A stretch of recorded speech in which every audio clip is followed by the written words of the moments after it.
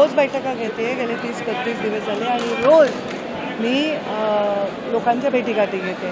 प्रतिसाद तर चांगलाच आहे. आता बघू मतात कसा उतरेल. ताई, तुम्ही परवा भाषणात जे नाशिकच्या जागेवरून उल्लेख केला की प्रीतमताईला मी नाशिकवरून उभा करेल, तर बऱ्याच ठिकाणी असं झालं की लोकसभेच्या निवडणुकीला तुम्ही त्यांना उभा करता.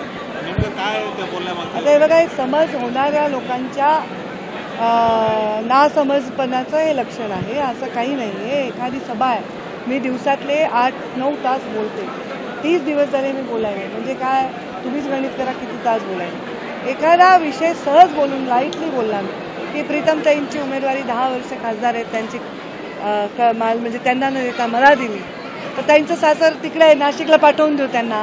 एवढं स्वागत जास्त झालं तिकडून, बरेच लोकांनी मेसेज केले.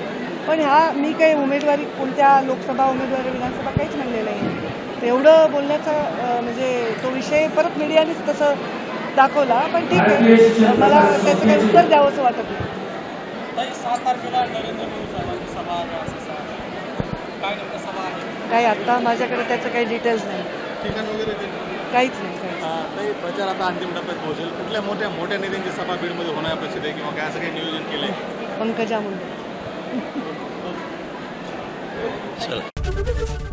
एबीपी माझा, उघडा डोळे बघा नीट.